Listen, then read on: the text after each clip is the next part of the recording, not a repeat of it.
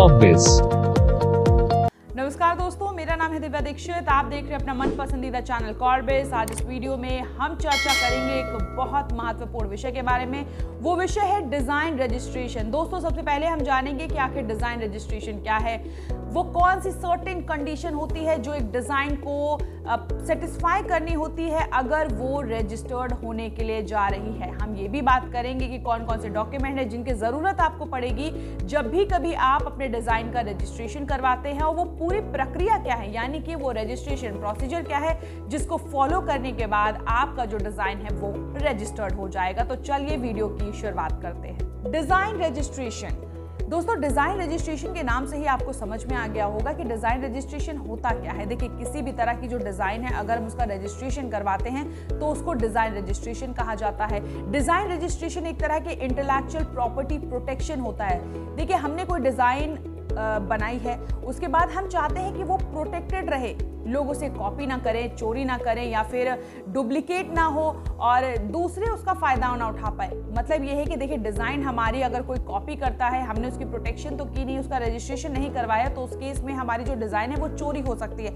तो उसको प्रोटेक्ट करने के लिए हम क्या करवाते हैं, अपनी डिजाइन का रजिस्ट्रेशन करवाते हैं। तो डिजाइन रजिस्ट्रेशन करवाने से जो हमारी क्रिएटिविटी होती है वो उभर के लोगों के सामने आती है, और दूसरी तरफ वो प्रोटेक्ट भी होती है, यानी कि डिजाइन रजिस्ट्रेशन के माध्यम से एक प्रोटेक्शन हमें मिल जाती है अपनी डिजाइन को लेके। और डिजाइन किसी भी तरह के फॉर्म में हो सकता है, उसका शेप, फीचर, कलर कॉम्बिनेशन या फिर कंटूर, जो भी आर्टिकल में मेंशन है उसके प्रोटेक्शन के बाद डिजाइन प्रोटेक्शन करता है under the design protection act 2000। Validity.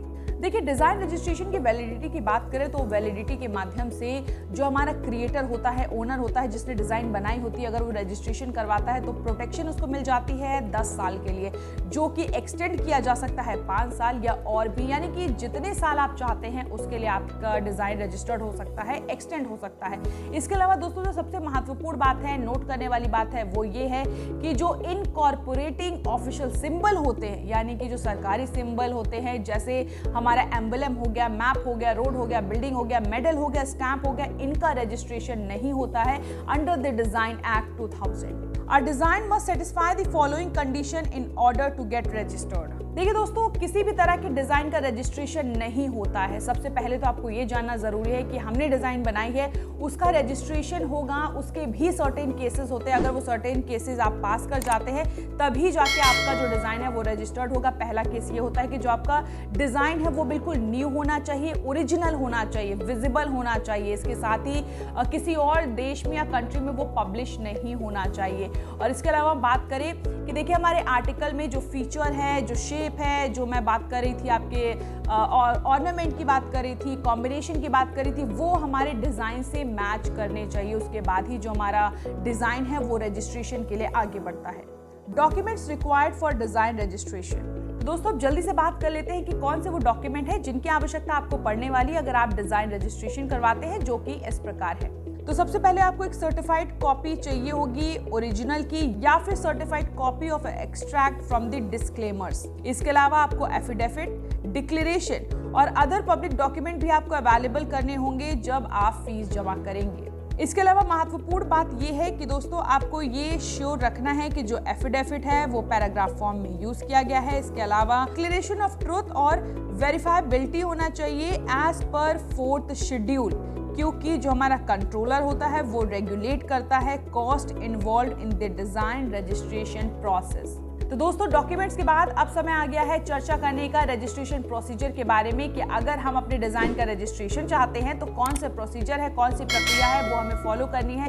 देखिए, किसी भी रीजनल पेटेंट ऑफिस में जाके हम अपने डिजाइन का रजिस्ट्रेशन करवाते हैं, और पेटेंट ऑफिस कौन से हैं, दिल्ली है, मुंबई है, आपका चेन्नई है, कोलकाता। देखिए, कोलकाता क्या होता है, वहाँ पे आपका एग्जामिनेशन होता है, वो हेड ऑफिस माना जाता है। इसके आगे की प्रक्रिया क्या है वो भी हम आपको फ्लो चार्ट के माध्यम से एक एक करके बताएंगे। सबसे पहले आपको पेटेंट ऑफिस में एक एप्लीकेशन जाके फाइल करनी है। उसके बाद क्या होगा, आपके एप्लीकेशन की नंबरिंग होगी, डेटिंग होगी। डेटिंग और नंबरिंग के बाद जो आपका एप्लीकेशन है वो एग्जामिन होगा। अगर एग्जामिनेशन और वेरिफिकेशन में सब कुछ सही निकलता है, कोई ऑब्जेक्शन नहीं निकलता है, तो आपका एप्लीकेशन फर्दर रजिस्ट्रेशन के लिए अप्रूव कर दिया जाएगा और इसके लिए एक नोटिफिकेशन जारी होगा ऑफिशियल जर्नल की तरफ से और उसके बाद आपको सर्टिफिकेट इशू किया जाएगा। लेकिन अगर ऑब्जेक्शन रेज होता है तो उस केस में हियरिंग होती है और उसके बाद क्या होता है, वेविंग और रिमूवल ऑफ ऑब्जेक्शन। हियरिंग के बाद जो ऑब्जेक्शन है उसका रिमूवल होता है और फिर आपकी जो एप्लीकेशन है वो एक्सेप्ट हो जाती है और फिर प्रोसीजर दोस्तों वही चलता है, यानी कि नोटिफिकेशन ऑफिशियल जर्नल के द्वारा जारी किया जाता है और फिर एप्लीकेशन एक्सेप्ट होती है और सर्टिफिकेट इशू हो जाता है। लेकिन अगर आपकी एप्लीकेशन फिर से रिफ्यूज हो गई तो एक अपील हाई कोर्ट में दी जाती है और उसके बाद in case of allowance of appeal के बाद एक नोटिफिकेशन फिर ऑफिशियल जर्नल की तरफ से जारी होता है और फिर आपकी एप्लीकेशन एक्सेप्ट होती है और फिर उसके बाद आपको एक सर्टिफिकेट इशू किया जाता है। Design infringement. तो दोस्तों बात आ रही कि हमने अपने डिजाइन को रजिस्टर करवा दिया लेकिन अब इन्फ्रिजमेंट का मामला आ गया, यानी कि हमारी जो डिजाइन है वो किसी ने कॉपी कर ली है, चुरा ली है।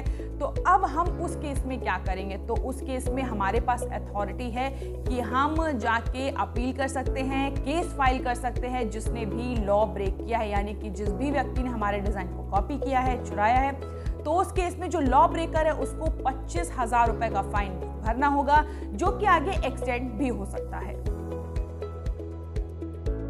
तो दोस्तों उम्मीद करते हैं डिजाइन रजिस्ट्रेशन की संपूर्ण जानकारी तो आपको मिल गई होगी। अगर भविष्य में आप प्लान कर रहे हैं डिजाइन रजिस्ट्रेशन करवाने का तो आप कॉर्बिस के साथ जुड़ सकते हैं। उसके लिए सिर्फ आपको क्या करना होगा, आपके स्क्रीन पर आपको एक फॉर्म दिख रहा है, उस फॉर्म को फिल करना होगा। एक कॉल हमारी तरफ से तुरंत आपके पास पहुंचेगी और आपका काम हमारी जो कॉर्बिस की लीगल एक्सपर्ट टीम है वो पूरे लीगल प्रोसीडिंग और डॉक्यूमेंटेशन प्रोसेस के साथ और भी आसानी से करवाएगी। तो दोस्तों जल्द मुलाकात करेंगे एक नए इन्फॉर्मेटिव वीडियो के साथ। तब तक आप अपना और अपने परिवार का ख्याल रखिए। नमस्कार।